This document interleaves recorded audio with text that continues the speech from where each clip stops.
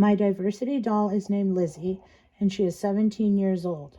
Lizzy was named after her grandmother, Elizabeth. By all accounts, Lizzy felt as though she grew up living a hard life, one that she had no control over, and one she longed to escape from. She was raised in a biracial family. Her mother is black and her father is white. She has one sibling, a younger sister. When Lizzy was young, her mother worked very hard at 2 jobs to support their family, and her father had a full-time job as well. Lizzy's father began to drink a lot of alcohol when Lizzy was about 5. His drinking grew into an addiction and affected the dynamics of Lizzy's whole family. Her father started to scream and yell a lot at her and her mother, and he also began to throw and break things. Lizzy was scared most of the time. Lizzy's mother started working even more hours, staying later and later every night at work. Lizzy was left alone with her father most of the time if she wasn't in school. He was very hard on Lizzy and unpredictable as well. Lizzy started to feel feelings of darkness inside her. She felt as though she was invisible to her parents. She started dressing more provocatively, wearing lots of makeup, and she dyed her hair. She thought for sure these actions would gain attention from her parents, and they would ask her what had changed for her, what was wrong, but they never did. When Lizzy was 12, her mother told her she was going to be a sister. She was pregnant. Once her sister was born, her mother and father were fighting more than ever, and he was drinking much more as well. By the time Lizzy was 14, she was having troubles in school. She noticed she could no longer focus on her schoolwork like she used to. She also changed her group of friends. She felt these new friends, who partied all the time and skipped school, would be better able to understand her. The more time she spent with her new friends, the more she realized that alcohol helped her forget about the fighting at home and her troubles with school. After a few months, Lizzy started to try drugs along with the alcohol. She felt as though she was able to now completely withdraw from her life. Forgetting and not feeling was becoming much easier.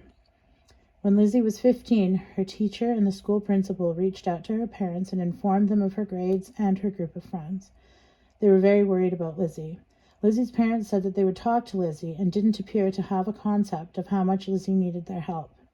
When they spoke to Lizzy, they told her they were so disappointed in her choices, and they couldn't understand how she could make such poor decisions.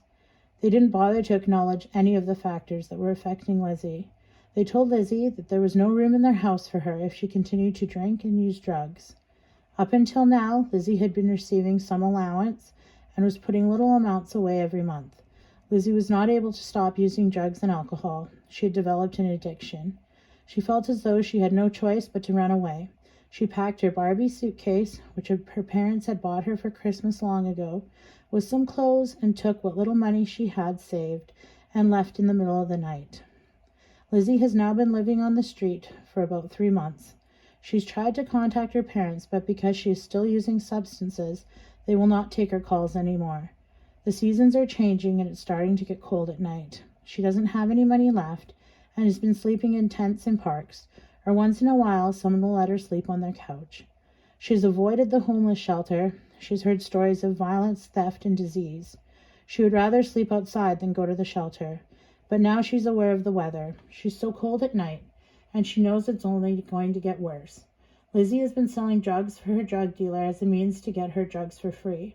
But he said that she's going to have to start to sell more now, and she is so afraid to get caught and put in jail. Lizzy has been told by friends that she can sell her body for drugs, that they will give her a place to sleep. Lizzy is contemplating choosing this option because at least she won't be at the shelter and she will have more money, from what she's been told. On this night, she is meeting with the man that will become her trafficker.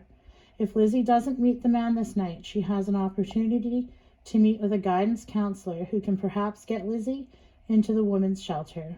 But there is no drug tolerance at the women's shelter, and Lizzy needs help as well with her addiction. Lizzy doesn't know if she can handle going to a treatment program, and sees perhaps meeting the man as a more accessible and feasible option.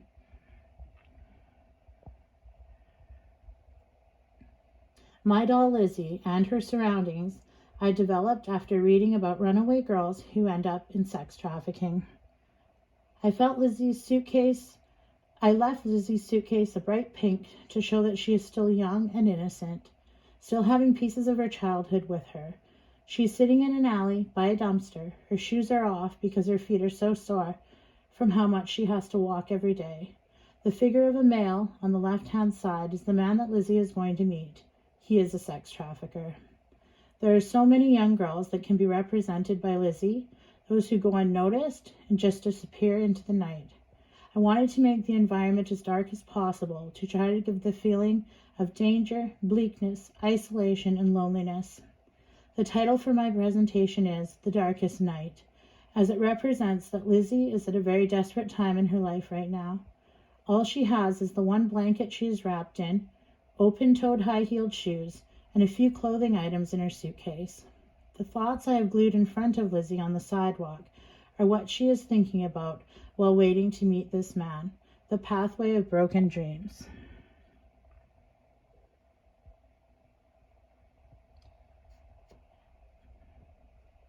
Lizzy's future is very bleak right now. There is still time for Lizzy to not choose to go with the man and access community resources.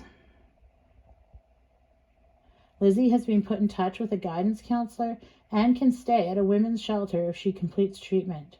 There are so many factors that affect Lizzy. Her guidance counselor will have to look at Lizzy within the context of her environment and remind Lizzy of her strengths.